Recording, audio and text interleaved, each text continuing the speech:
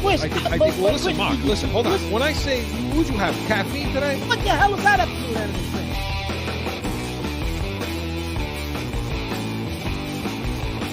How much coffee did you drink before the show? Listen, you can't polish a sneaker, right? throw tomatoes at me, do whatever you're going to do.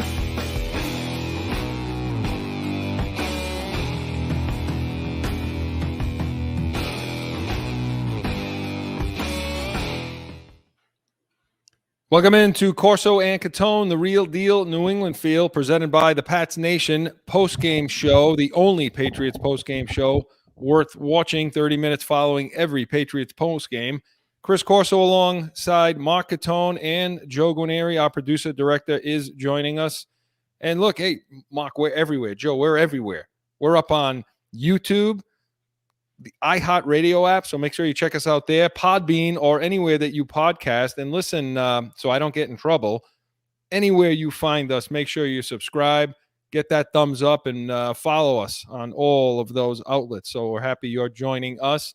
Check us out at on Twitter at Corso_Catone, at Corso_Catone. And, of course, our heated hotline. We want you guys to call in, 855-313-PATS. 24/7. Call, leave a message. Joe's going to pick the one he likes most, put it up for Mark and I to discuss. And, I still think it's unfair, Mark, that we don't know ahead of time who it is that's on the line and what they're talking about. But that makes us just like you. And so he'll pick the one he likes. And, hey, that one could be yours. So 855-313-7287. And, Mark, how you feeling? I feel good, Chris, today. I'm ready to go. You're ready to rock and roll? Good, because we always have a packed show. We're going to talk Red Sox run, which ended abruptly last night. Don't miss Catone's comments. It's something you always want to stick around for. And of course, our Pats preview, where we're breaking down the Patriots game against the Jets tomorrow. So, Mark, since we're ready to go, we want to do a little heated hotline? We might as well see what Joe's got for us today. Let's do it, Joe. Hotline.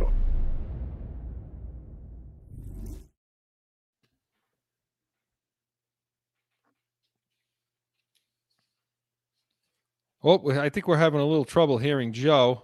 You having trouble hearing me? Here we go, Joe. Now we got you now, Joe. How's that now? We got a little technical difficulty, but go ahead. Beautiful. I jumped in on the feed. Here we go. So this guy Billy from Connecticut called in, and Billy, next time, use a little bit of speak a little clearer.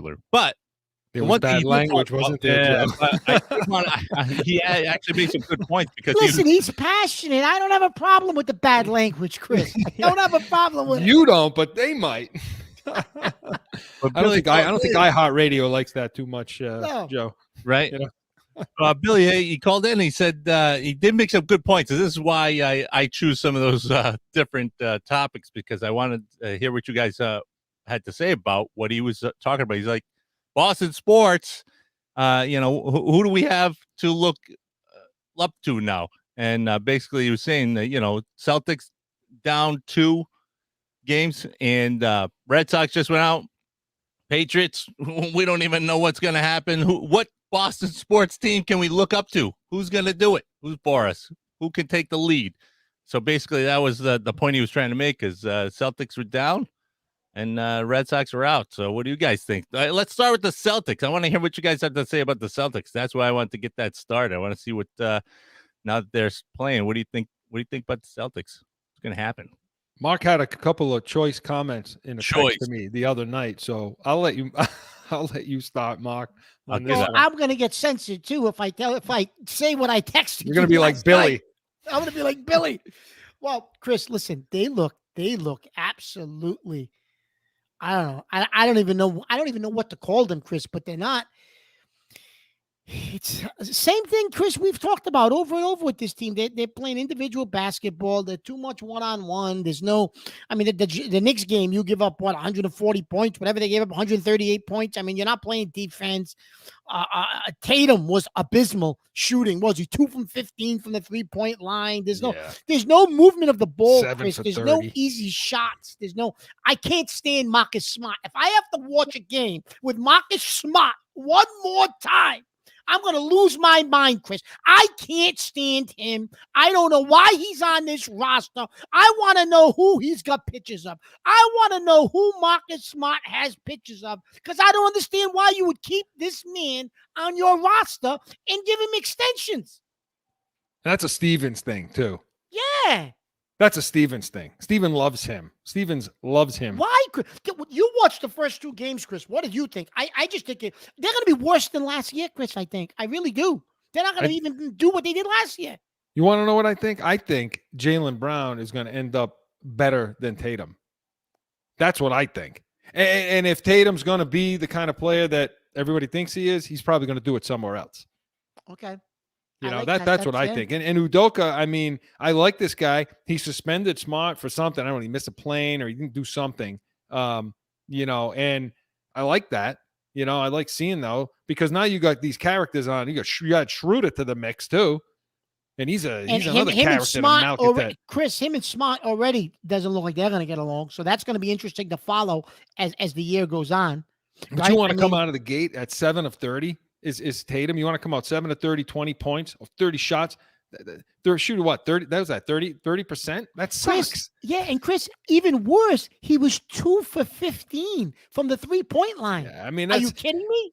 Ridiculous. And they hung in that game. I mean, they were in that game and mainly because of who? With 46 points. Yeah, Jaylen Brown had 46 points. Absolutely. Right. You're right. Chris, that's interesting. You know, not too many people say that, but yeah, Brown may end up being a better player. And if Tatum's going to reach his potential, maybe it's somewhere else. And maybe, I don't know, but here's the quandrum you're in, though. Wait, how about 25 turnovers? Like, go ahead, finish your thought. But here's the thing, Chris. It seems like just because of their personalities, yeah, Tatum might be able to recruit somebody to come play here, where I don't know if Brown can. Well, because he's seen as the superstar. That's the other here. Side of that. Yeah, he's seen as the superstar here. That's why. Because you know everybody looks at him, and you know, and hey, listen. What were you saying about turnovers? Well, last night they got their doors blown off by Toronto, and they had 25. They had 25 turnovers, Mark. I mean, that's laughable. It's absurd, Billy. Listen, we're not looking forward to who are you looking forward to? It ain't the Celtics, man. I mean, that's for damn sure. And certainly the Bruins didn't look much better the other night when I watched them against the Flyers. Oh my God. No, but yeah, the only thing with the Bruins though, Mark, is you got the goal. Okay, Swayman. Oh, you love the goalie. You love that goalie. Swayman looked pretty good in the first game. He only allowed 1 goal. And then the second game they lost. But then they come back with what's the hell's his name again? The Olmark. They come back with Olmark, who wins the game. And geez, you know, don't you think for a second that's got to be a sigh of relief to them, no? Because they're giving this guy $5 million, and he had a shit preseason. So you figured Swayman was going to be the guy. So you're happy to see, you know, Olmark have a good game and win to get your money's worth, no? Chris, I guess to answer the question from the heated hotline, which Boston team is going to carry the torch? At this point, it's none. Nobody. Yeah. There is no torch. The torch has been extinguished. Yeah, it's been passed to the Tampa teams. Yeah. Why did you have to bring up that, Chris? Really? They're not going to repeat. I'm telling you, they're not going to repeat. Dallas. Listen, I told you last year they were going to go on a run. It is October 23rd, and I'm telling you now. Don't say it again. You know, I'm so if tired. Tampa's secondary gets healthy, suck. They're not going to get Listen, healthy. Here's the caveat. If they get healthy, if the secondary is healthy, they repeat. Joe, write it down. October 23rd. No, October 23rd. If they get healthy in the secondary, they repeat. I'll tell. So, Billy, listen. Nobody. There's no one to look forward to. In fact, you know what, Joe, shut it down. Shut it down. Shut it all down. Shut it down. There's nobody to look forward to. It's instead go to the movies. Go to the movies. See, hey, you want to listen? I'll give you something heated right now. Here we go. Listen. This pisses me off. I can't. Why do people spoil movies for you? Why do people just assume that you're going to be the hermit and not leave your house and go? Well, maybe me. That's because they know you. They know you don't leave the house. Somebody told me, okay, someone wants to tell me the ending to the James Bond movie. You know what? What do you mean? Somebody told you the ending? Somebody tells me what happens. You know, so what happens in the Jano that you know he's but Chris, don't all James Bond movies end the same? not this one, evidently. And Okay. the bottom line is, well, because now they want to, and I'll spoil it. The bottom No, line, you can't no, spoil it, listen, Rob. they You did ain't it today. know. Listen, not to be he that ends up guy. he ends up on a desert island because they found out he's got 172 kids all around the world that he hasn't paid child support on for the last 60 years. You know, and that's Everybody dies in the end. That's That's the best one I've that's heard. not Everybody the end. dies, Joe, right? Everybody Doesn't dies. that piss you off, Mark? You got to do a Catone. You got to do someday. You got to do a Catone's comment on that one because that I'll do irritates the crap I'll out of do me. it. So, I'll Billy, do it. listen, we appreciate the call. Next time, use some better language, and we can actually get you on. Joe liked it. Billy, So, better language, less bourbon, less scotch. You'll be all set, buddy. right. It isn't the Celtics. It isn't the Red Sox. It isn't the Patriots. Maybe the Bruins. Let's see. So that was brought to us by Jag Media Productions. So yeah, listen, Mark. Speaking of teams that aren't going to do it for us this year, let's get into our final Red Sox run, Joe. Yeah. Grab it, baby.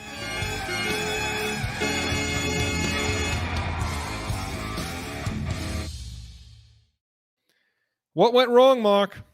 Well, did the clock strike 12? I mean, what happened here? Well, I think the clock definitely struck 12, Chris. But listen, we knew all year that the bullpen we knew the bullpen was an issue. I shouldn't say all year.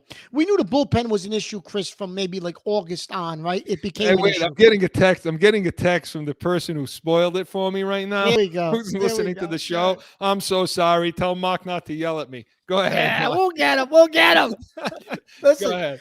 So, Chris, we knew in August, like we talked about the fact that the bullpen was becoming a major issue for the Red Sox, and they barely held on, right, to get the wild card. So the bullpen surfaced its ugly head again the last 3 games, right, that they lost. The bullpen became an issue. You were trying to stretch out starters, and as soon as you had to go to that bullpen, they couldn't hold up for you, and we knew that was an issue. And the second thing, Chris, that I'm going to scrutinize once we get into this is because he gets a lot of praise, and I know he's a motivator, and the players play for him, and he's tough, and the players take on Cora's personality, and I get that.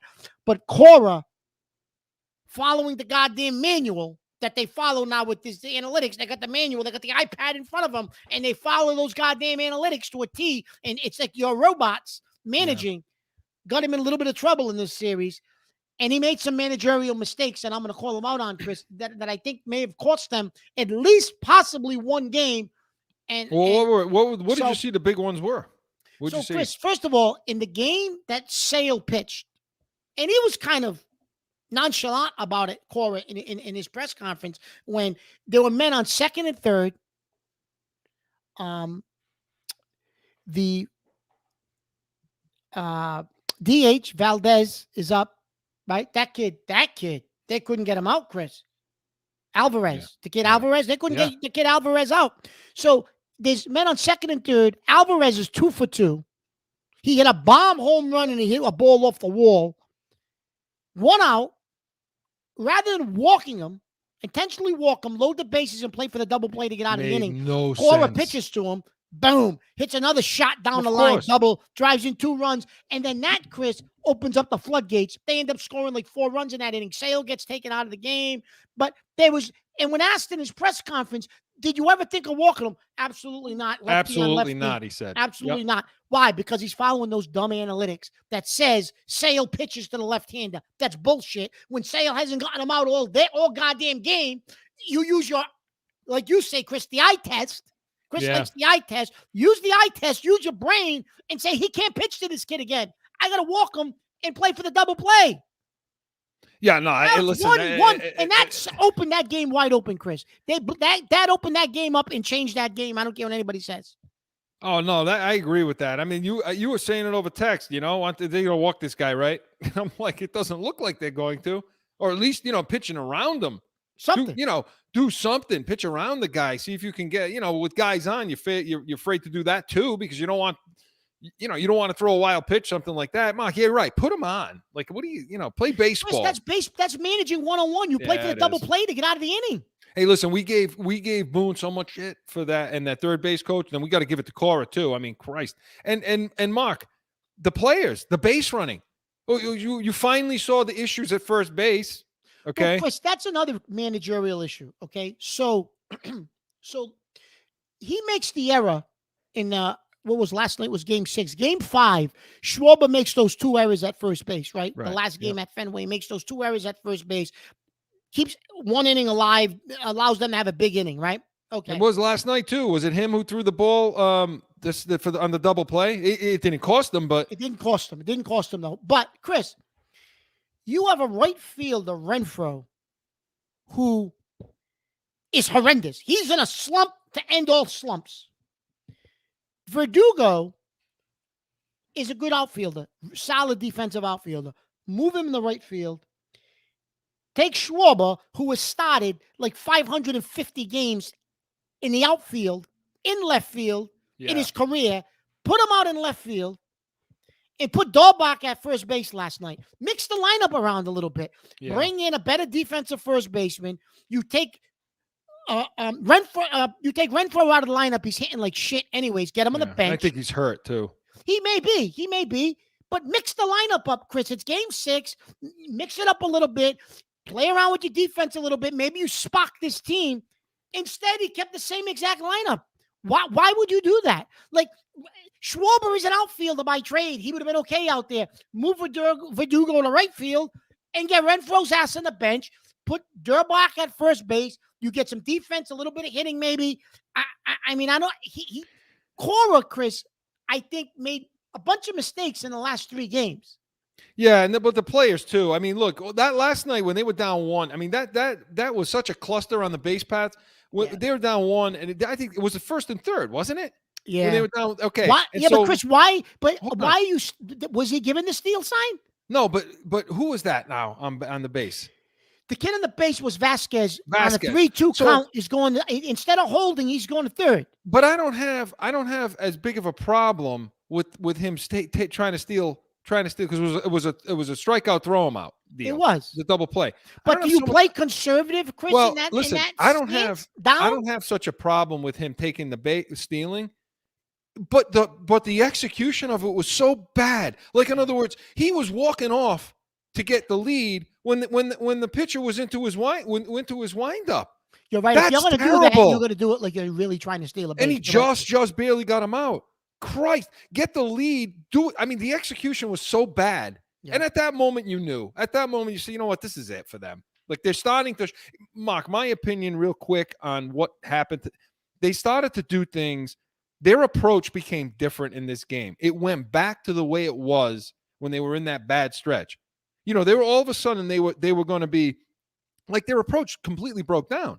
They became like a one swing mentality gets it all. They became, Chris, like the Yankees. And that's not them. That's not them. They became like the Yankees. You're right, Chris. They did. You know, the way they got here was playing that kind of ball like you're talking about. And all of a sudden they go bounce into a mentality that we're going to get one swing and we're going to get it all back. And it cost them. It cost them. So, and Chris, he to your point, he mixed around lineups all year. He would mix guys in, out, change things.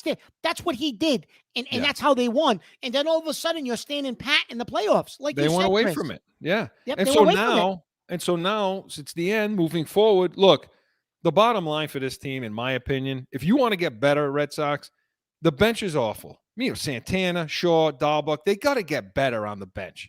You know, there's such a drop off. That's first, and then you got to get younger pitchers. Like, you got to either trade, use your farm system to do it. Somehow they got to get some youth in the pitching staff. I mean, those are two things, because next year, Mark, Toronto's loaded. Tampa Bay is loaded with pitchers. Baltimore stinks. I get that.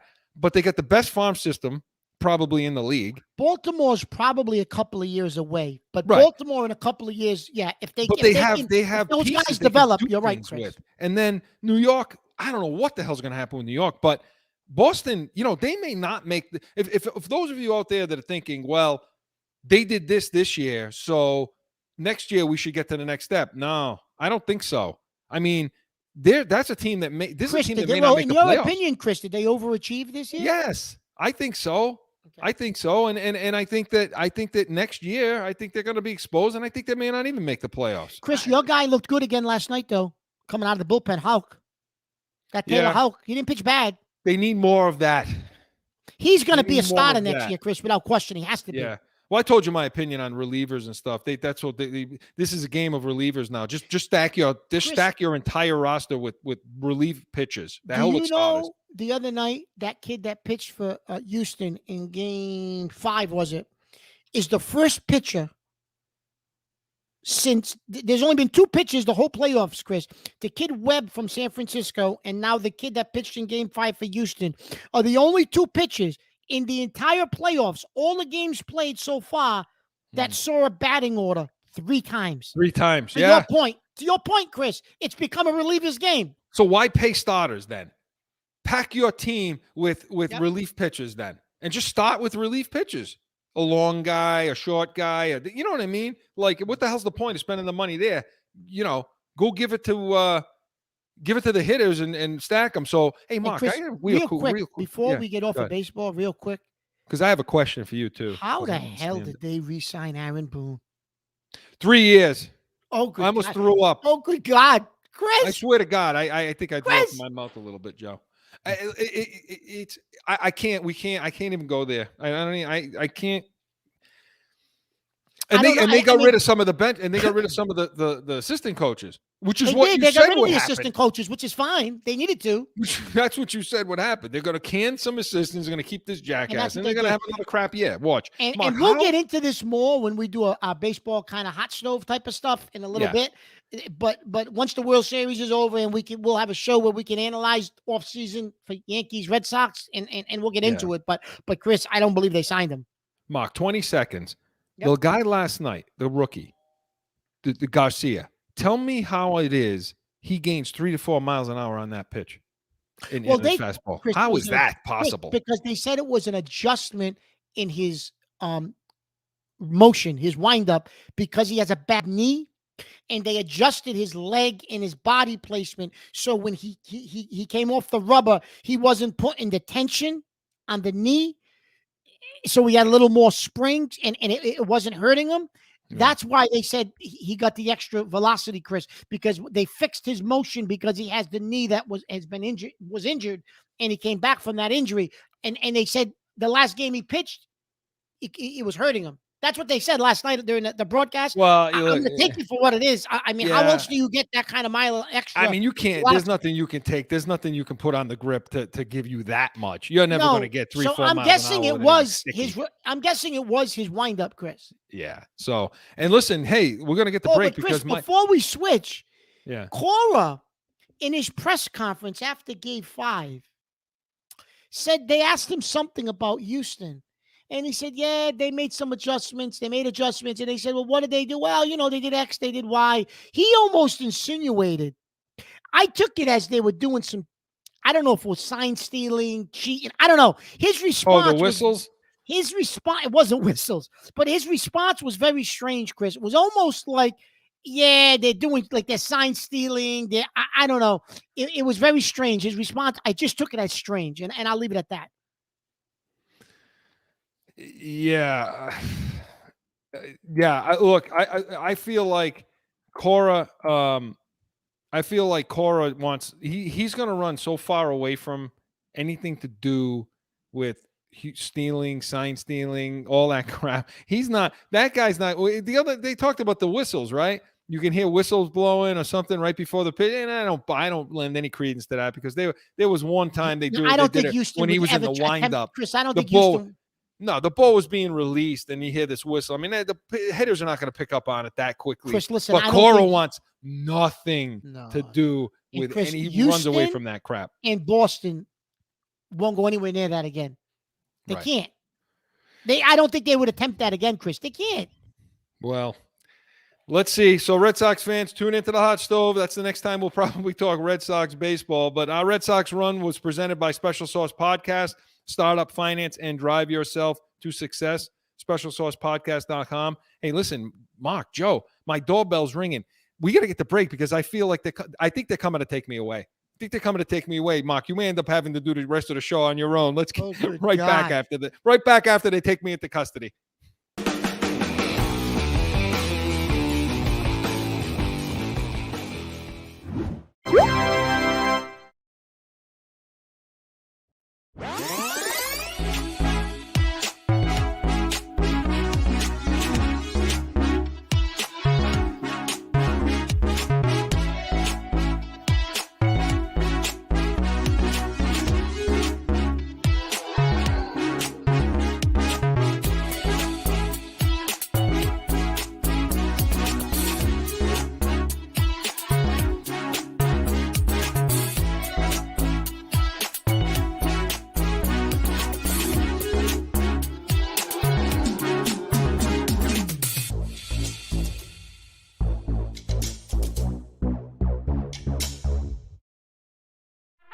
Dun,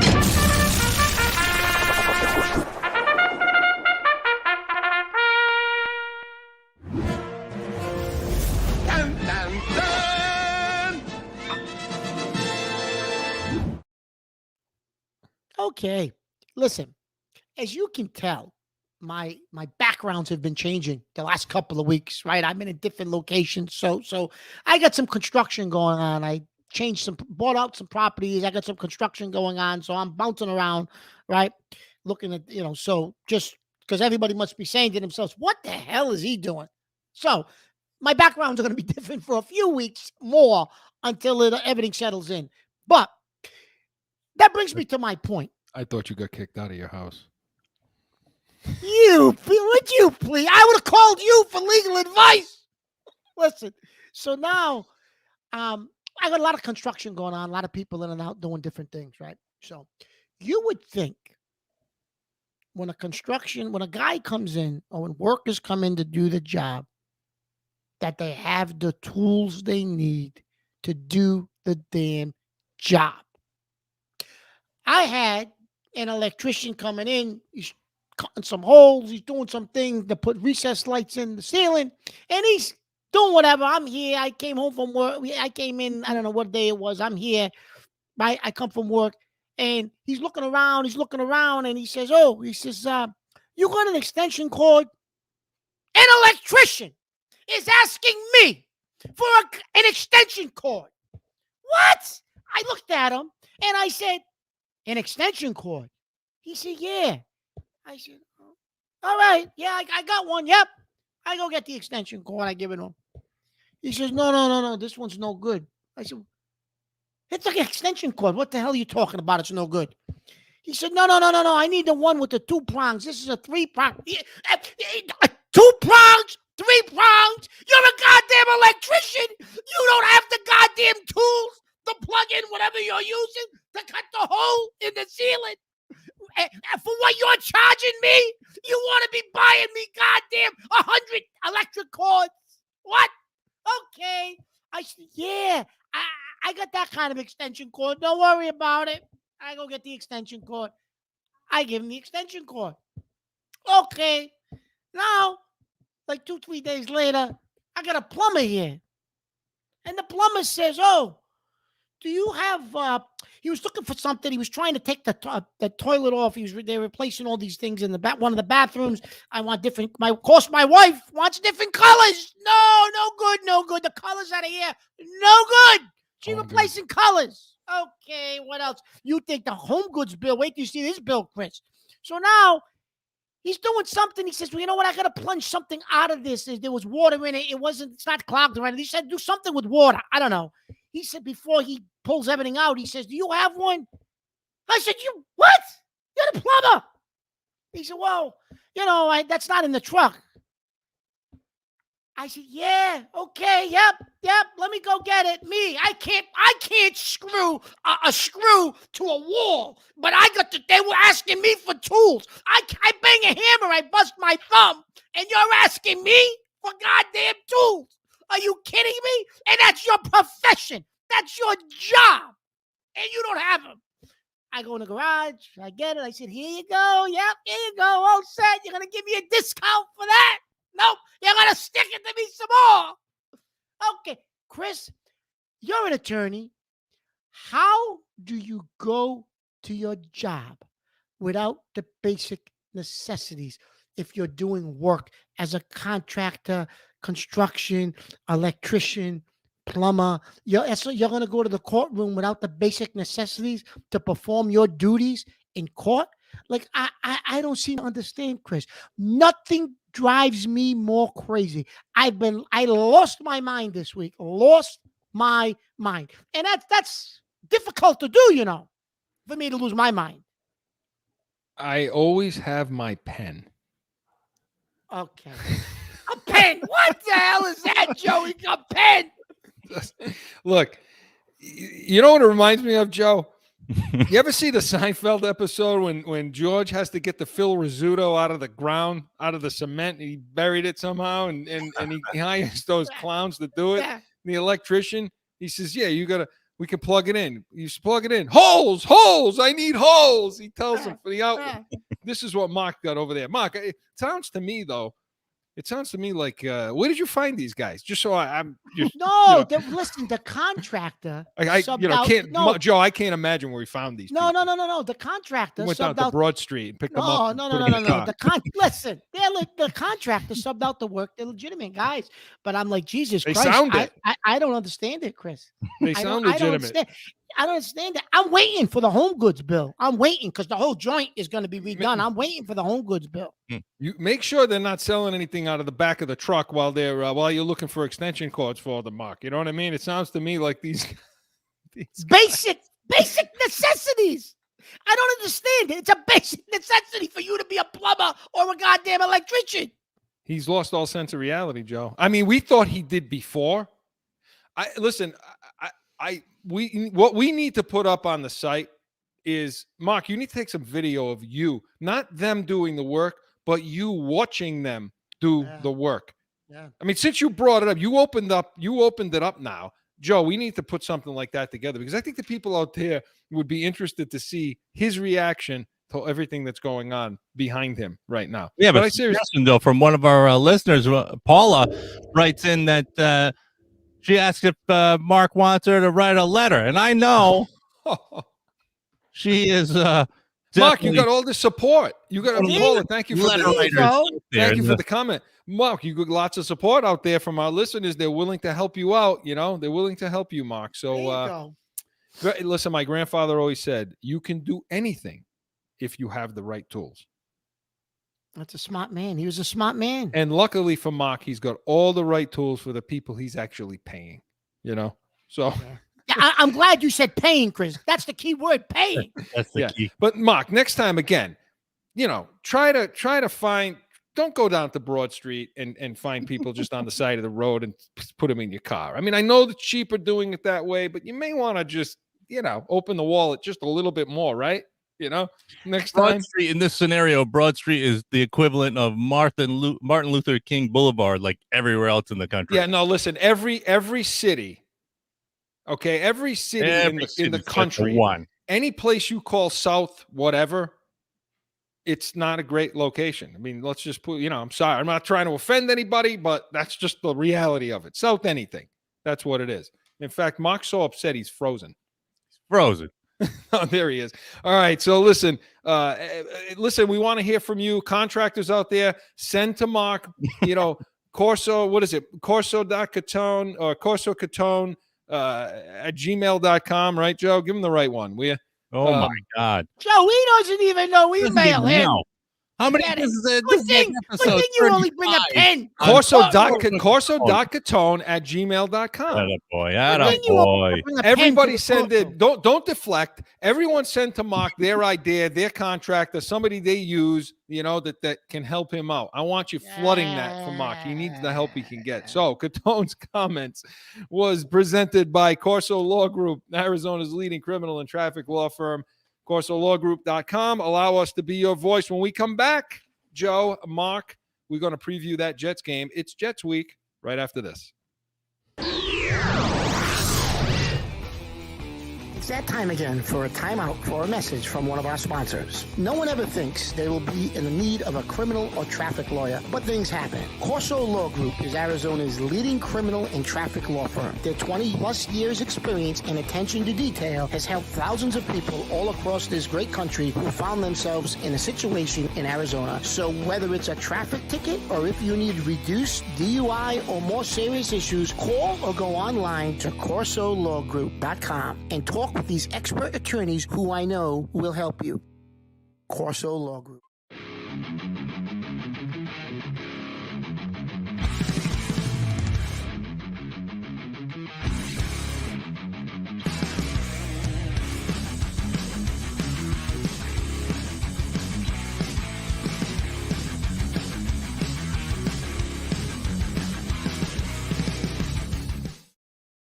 New York Jets travel to the New England Patriots tomorrow, 1 p.m. Eastern.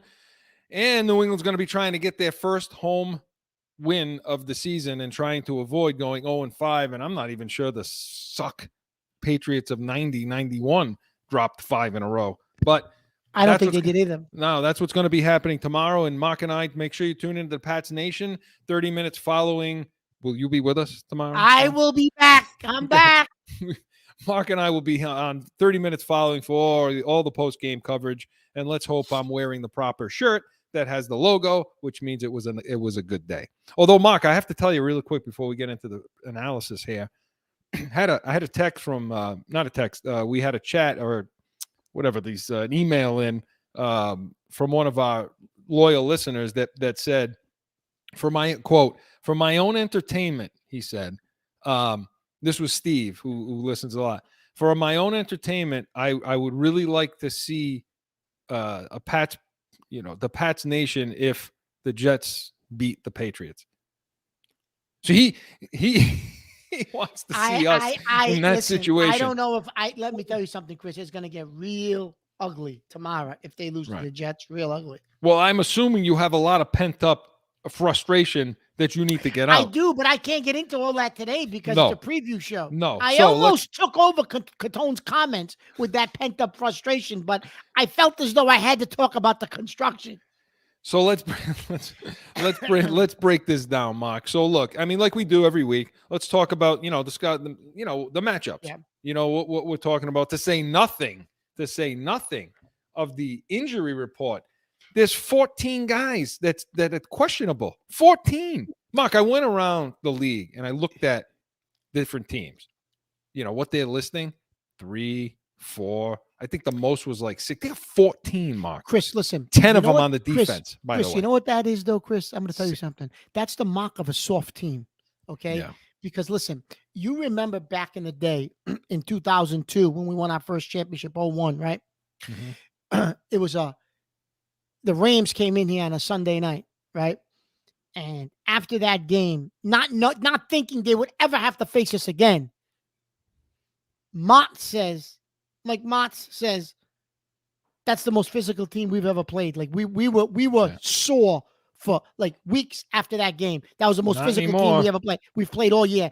Not thinking he would ever face them again. Yeah. We're the opposite of that now, Chris. The complete opposite. Well, let's talk about that then. Let's go right through. Usually we start with offense, but let's talk about, what kind of edge, if any, we give to the Patriots. So when the Jets are running the ball, Mark, or when they're trying to run the ball. Now, just real quick, in the first meeting at New York, they were able to run and run. They ran for 152 yards on 31 attempts. This was the Jets. This was the Jets against the Patriots in week two. Week two. And, so they ran on us before. Now, since then, New England's kept Tampa. Tampa ran the ball because that was the design to allow them to. But Tampa, Houston, Dallas, they pretty much kept them on the pretty good run defense on that. But the Jets' only success was running against us in week 2. Otherwise, they're 31st in rushing, averaging only 74 yards a game. That 30th in average with 3.6. So, Mark, when can Godchow, Wise, Wise, I think, is out, isn't he, this week? Oh, I mean, he's one of the guys that's on the list. I mean, I mean, who's not on the list? By the way, 10 of the guys that are on the injury list are all defense. Chris, Witcher is already, they've ruled him out.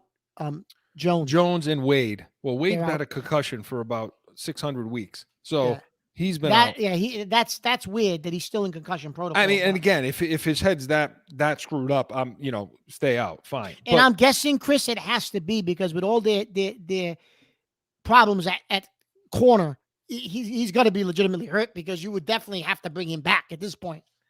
As bad as they are in the secondary. So, Mark, listen, when they run the ball, is this going to be a repeat of week 2? Are they going to be able to rush for 150 yards against New England, or is this going to be New England's, stout Chris, as they've been? Based on Wilson's performance in week 2, they're going to probably try to establish the run and do some play action and try to set up some easier throws for Wilson rather than having him have to do some, reads and throw things downfield or across the field. Like, I'm thinking they're going to try to set up the throwing lanes for him, even though they did it in week 2, Chris, and it didn't help him. He threw 4 picks, right? It didn't help, but I still think that may be their philosophy where you try to set up play action pass and I can't see them opening up, unless the Patriots secondary is that bad, Chris.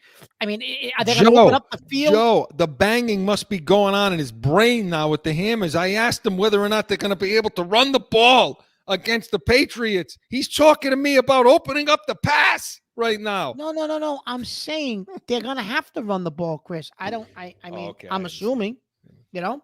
No, yeah, I'm just giving you some. You know, That's what the real deal's all about. Yeah. Fans I mean, out I there in don't the know, world, when they say, what's the real deal? What do they mean? Chris, listen, last week, Chris, Hey. I listened to you and Joe last week. I listened to the Here it broadcast comes, after Joe. the fact. You want to give it to me. You're saying Dallas didn't run the ball. Dallas didn't run the ball because they threw for 500 goddamn yards. That was by design because our secondary sucks. Dallas could have ran for 300 yards with that running game they got, but our secondary sucks. So don't give them a pass. Oh, they held the run last week. They didn't hold shit last week. I don't even think you watched the game. Of course I did. Imagine. All that banging he's hearing in the background. You know what, Joe, I don't even think, maybe there's not even construction going on. This may be all in his mind. You're sugarcoating this team. This team stinks, Chris. You guys want to sugarcoat it every Sunday. They stink. They stink. So then, Mark, so I understand what you're saying, obviously. You're saying they're going to have to run the ball because they don't want to put it in Wilson's hands and throw 4 picks again. Yeah. So and listen, Chris, based on that injury report, they probably will be able to run it if all those guys are out in the middle. Well, I mean, look. Gottschalk's on it. Isn't Bondmore on it too? Gottschalk's on it. Let's see. Bondmore's on there. Yeah. Bentley's on there. Hightower, which, by the way, I don't know if that's a bad thing or not. He's playing like he's 174 years old. Yeah, Huche's on there. Van Noy's on there. Dietrich Wise. I mean, you would think if those guys really don't play, Chris, they're going to run the ball. They're going to try. Yeah. They have to try. I mean, that's, so we'll see what happens there. Now, pick up what you were saying. When the Jets try to pass, because I give the edge to the Patriots when the Jets trying to throw the ball, even though that secondary just flat out was atrocious last week. What do you see happening there? And do the Patriots have enough in the secondary to stop them? To stop anybody? Unfortunately, you're going to have to use Joanne Williams, probably. You're going to have to, Chris. What are you going to do? You're going to have to use him. And I think they're going to activate the kid Miles Bryant from the practice squad. Yeah. But he didn't play bad in the preseason, Chris. He may be able to give you something. He had a pretty good preseason, but you're going to have to use Joanne Williams. He'd be better than Bethel. You're going to have to use Bethel. Well, Bethel, is he on the injury report too? Sorry, it takes me a second. No, Jalen Mills, Adrian Phillips, Kyle Duggar. It's Chris, it's a mash unit. It's friggin' laughable. And I think this is Belichick trying to break beans too. Don't you? So, Chris, listen. If Duggar and Phillips play and Mills plays, yeah, I think we have the advantage. I think we can. The Jets don't have the receivers, Chris, that Dallas had. Obviously, nowhere near the playmakers Dallas had. So yeah, I think the secondary plays competitively enough to give you a shot. I got to give the slight edge to our secondary. I don't believe I'm saying this, but I just don't think the Jets wide receivers are that good, Chris. Barrios, Moore, Yeah, Crowder. I still got to give the edge to our secondary. No real tight end. No. Much to speak of. Nope. But Mark, you're right.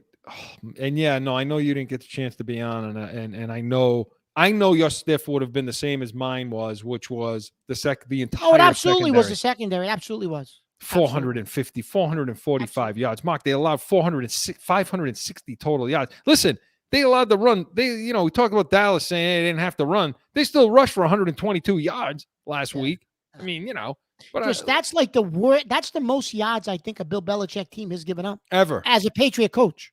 Yeah, ever. It was. Yeah, for sure. Yeah. Yep. Yeah.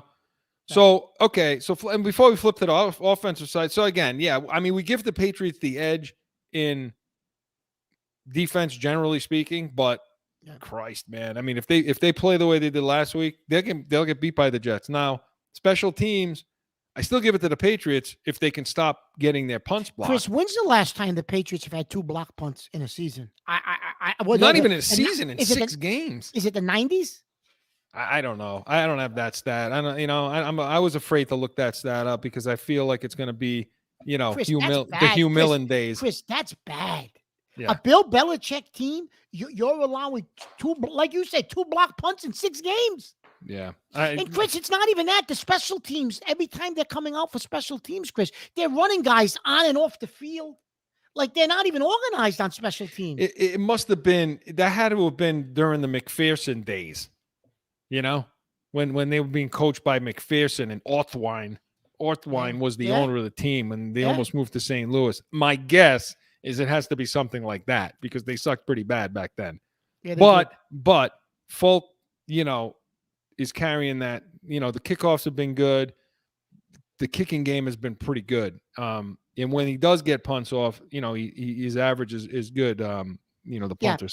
Yeah. So again, but yeah, if they get another punt blocked here, I'm not really Chris, sure. did Joe Judge mean that much to the special teams?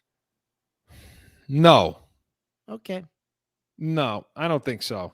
I just think it goes back to personnel, and that just goes back on the man you want to get rid of. And I think I'm getting on board with you now. Chris, So listen, I'm just going to throw this out. I know we got to get to the offense, but listen, Joe Judge I believe, could very easily get fired this year with the New York Giants. Oh, come back. Come on back here. Patricia, Judge, bring them all back. No. Does Bill Belichick go to the New York Giants to end his career? And we get to hire. That's how we get rid of him. Where him and Kraft work out a deal. Hey, listen, go finish your career with the Giants. That's a great move. It's probably a dream come true for you. And I'll get to replace you, and I don't have to fire you, and you don't have to retire. Go coach the Giants. Think about that scenario. We could talk about that next week, Chris. Yeah, that's great. That's great. And so you would have lost the 2. You would have lost both of them. This back here, and you would have lost the coach too. Excellent work, Kraft. Excellent job. Really nice job. We should explore that a little bit next week, Chris. Yeah. So, all right. Well, we moved to the offensive side of the ball. I think we've gone completely off the rail. It all started with the construction. The construction that's going on in Mark's mind.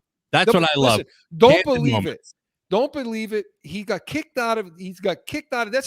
That's a hotel room he's in right now. Listen, I guarantee you, when this is done, you won't see brown doors anymore. You ain't gonna see anything. It's gonna be the construction.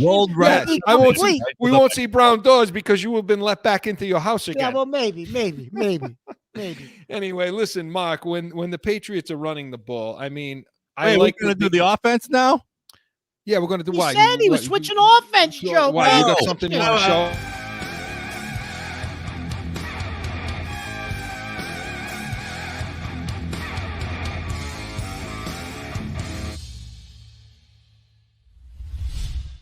Would be nice if these sort of things would come up in a production meeting, Joe. Nah, we're off we're a little off the rails today.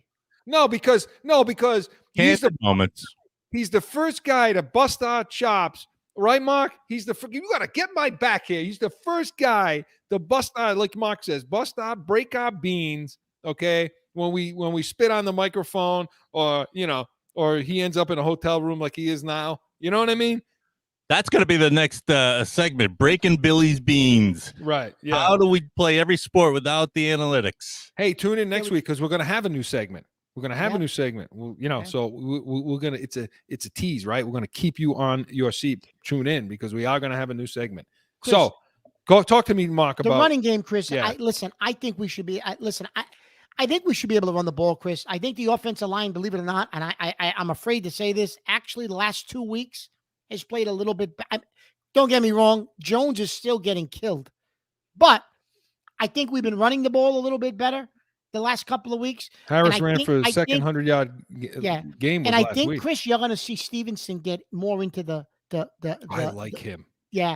I think they're going to incorporate him even more this week.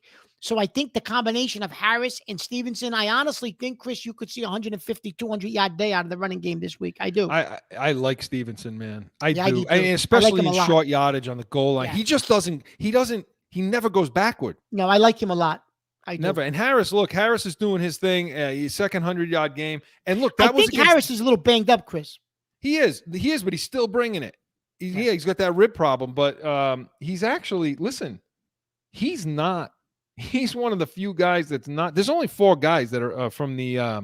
There's only 4 guys from the offense that are on the injury list, and one of them's Bolden. So, Oh shit! They shouldn't be anybody on the goddamn offense on the injury list. They don't. They're not making contact. They don't do it. They're not yeah, making. they were never on the contact. field. No, Jesus Yeah. Christ. No, but listen, the running game, I agree with you. And look, the Jets struggle. This was against Dallas. They ran the ball for 120 yards, which isn't bad because they're pretty stout against the run. The Jets struggles. They're 21st in total run defense, allowing about 123 yards a game. They did a pretty good job against us in week 2 against Harris and White. Well, White was there at the time. Yeah. So, but again, I think that I don't think Franklin Myers, Rankins, Quinn and Williams, good player. Huff, but I just don't think they have enough. I think New England's running game was going to be pretty good tomorrow, and so I'm with Mark. I look forward to that, to seeing a lot of that, and for the reasons he's talking about in the passing game, Mark.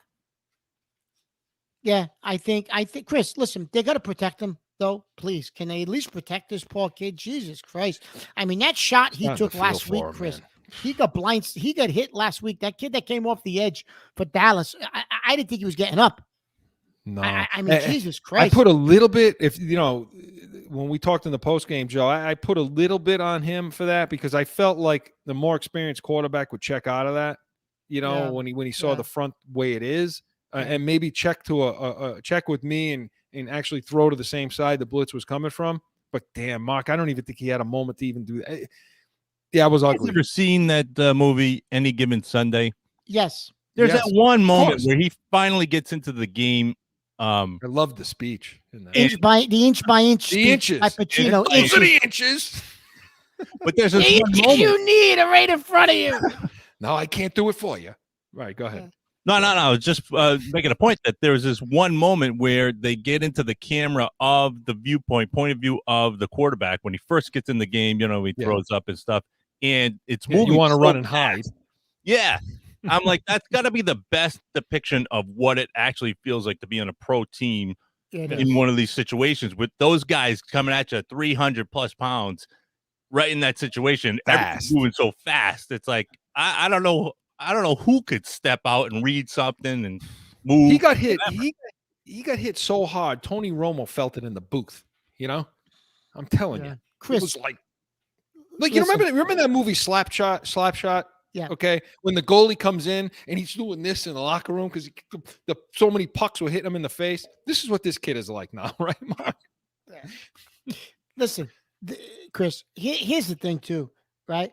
And I haven't had a shot to bring this up, but it's because you've been absent. I've been absent. But are they going to put some trust in this kid or what? Yeah. Belichick don't trust this kid, Chris, for whatever reason. Maybe he's trying to protect him. Maybe he doesn't have trust in the offensive line. I don't know what it is. Well, how could you? But listen, Chris. So the game against Tampa, going forward on 4th down was never consideration. He rolls fork out on the rain to try to win that game, right? Was it 56 yards? We were there, obviously, right? Yeah. He rolls him out. Last week, Chris, your offense couldn't stop your youth football team, the Falcons. They couldn't stop your youth team. Well, now it's the Broncos, the high school team. Well, but yeah, they couldn't stop them, Chris. Now you got 4th and 3 and midfield. Yeah. You want to turn the ball back over to that team when all they need is a field goal to win the thing, right? You still don't go for it. Belichick's asked about it after the game. It was never a consideration. But if you trusted your quarterback, if number 12 was there, and I hate to bring it up, they're going for it on 4th and 3. They ain't giving that ball back. He's going for it, right? I'm so happy you brought that up. I'm so happy you're bringing Chris, this up. at the end of the half, this is exactly what I was going to say. Goal line stand. Yep. What a stand they make. You got all the momentum. I know a couple of people who went to the game last weekend. They said to me, Mark, the place went crazy when Bentley slaps the ball out of Prescott's hands, right? You had all the momentum. 1st down. Even a play action pass, something, Chris. Try to pick up 10 yards, 12 yards. Now see where you are. Okay, can we get into field goal range here? Because the kid did well in preseason in the 2-minute drill. No huddle. I'm not saying this is preseason. I know it's not, Chris. But Jesus Christ, when are you going to show some faith in this kid? This is craziness. Mark, that was the point I'm so happy. You can't be more right. You just can't be more right. And I've listened to the people all week say, well, they have opened it up. They let him throw 51 times. That's not, see, this is why you get the real analysis, the real deal, New England feel, and the real post-game show tomorrow, because we're not talking about the 51 attempts. That's not opening up the trust. We're talking about trust in situational football. Situational football, that the game and the flow of the game and how that game was going would lend you to think, hey, we got to go for it here. Just like Mark's saying, minute 30 on the clock before the half, one timeout, let's go. And they're not doing it right now. I still give the edge to the Patriots when they pass the ball tomorrow, because I think the kid's that good. And I think Myers and I think Bourne are coming on, and I think Henry is playing well. Aguilar's invisible. He's useless. He dropped the ball last week. It was a ton of money wasted. So, and I think we wasted money on Jonnu Smith. Yeah, I think you're right too. On that one, or and for the whole idea, we didn't really get into it, but the Mac Jones versus Wilson, there are still some people out there that think Wilson is, and you know what? Let's go to the 2-minute warning. Mark, you can talk about that along with your predictions. Okay. Joe, let's get to it.